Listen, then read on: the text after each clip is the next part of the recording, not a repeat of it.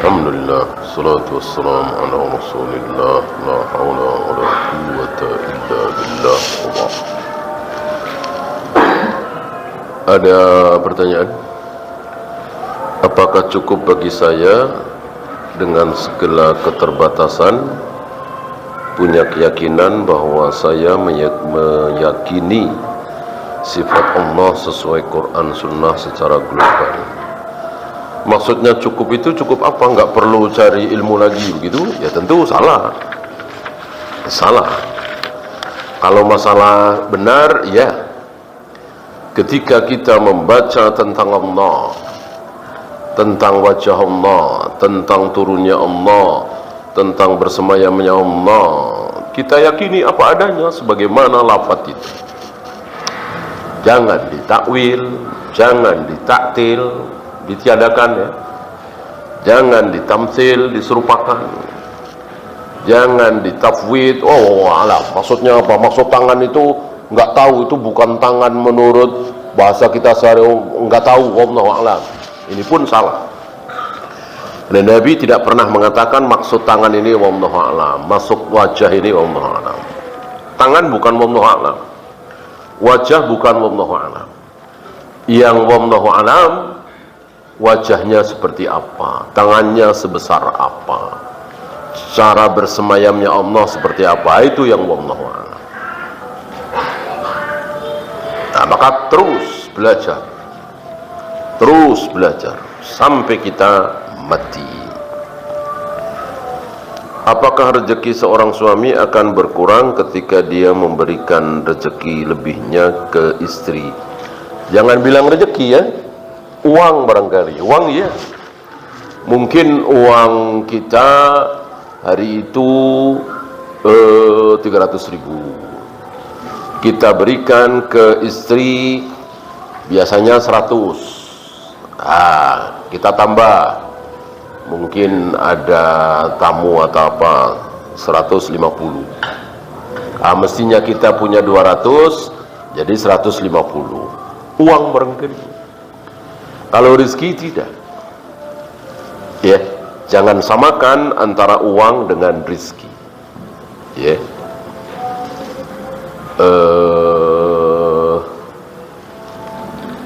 Sehat, nyaman, tenang, bahagia, bahkan ilmu, rezeki bukan? Rezeki.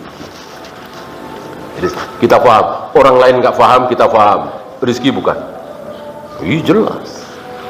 Rabbi zidni ilman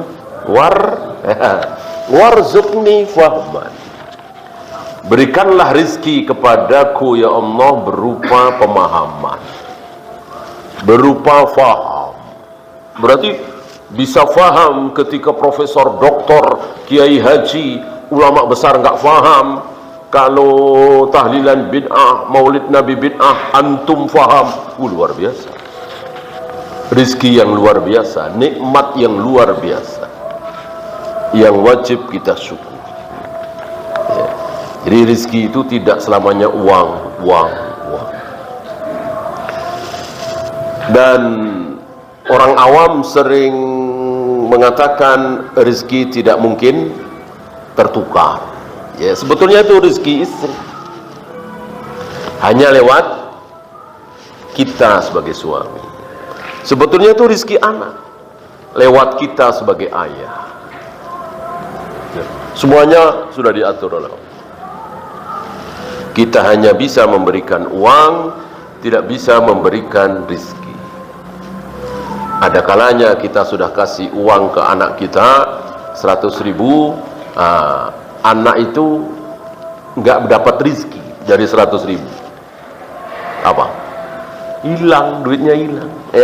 Dibawa keluar main, hilang. Kita sudah memberikan uang, tapi tidak bisa memberikan rizki. Belum rezeki. Kata orang awam sering kita dengar, oh belum rezeki. Tepat kalimat itu. Bumi bulat bagi manusia, langit ada di atas. Apakah langit juga bulat mengelilingi bumi? Jagat raya alam semesta banyak sekali yang kita tidak tahu. nanti kita akan tahu insya Allah. Ya nggak usah kita, para ilmuwan yang dengan teropong alat begitu canggih, taruhlah apa itu NASA, nggak tahu kalau di atas sana ada pembatas. Sampai hari ini kita belum dengar kan teori dari para ilmuwan bahwa di atas itu ada batas.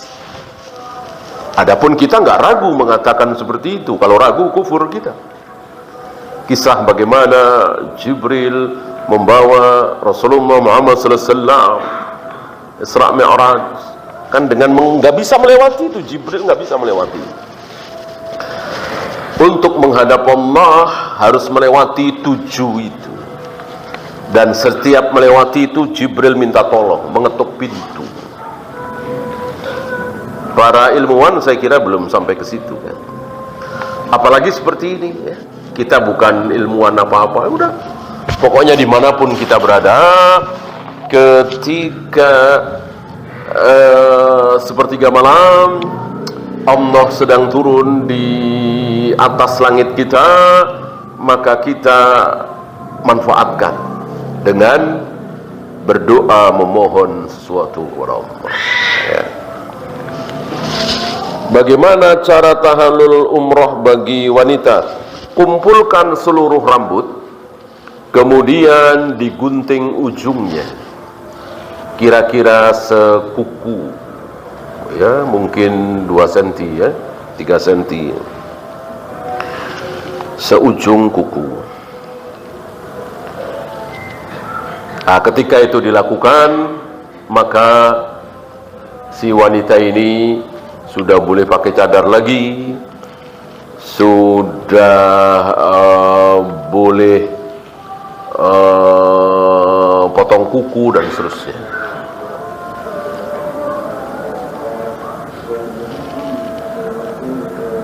Bagaimana sholat qobliyah sementara masjid terdekat belum azan? Gak masalah. Yang penting waktu sudah masuk. Berarti yang azan yang salah kan?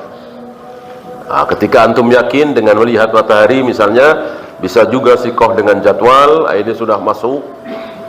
Masjid-masjid yang lain sudah pada azan, ini memang suka telat nih yang sebelah sini nih. Ya udah, boleh sholat qobliyah. Yang tidak boleh, belum masuk waktu. Tentu belum masuk, belum boleh sholat qobliyah.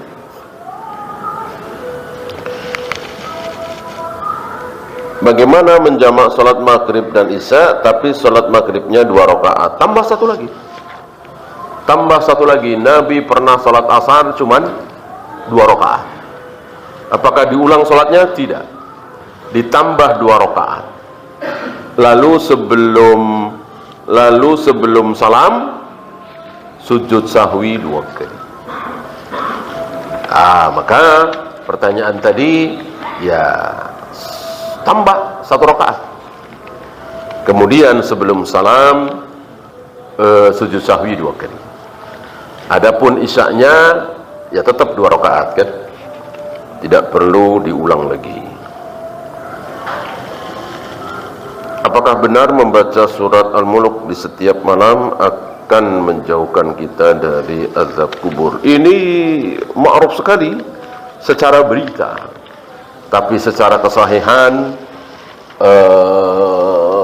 kita butuh ulama yang mensahihkan ya.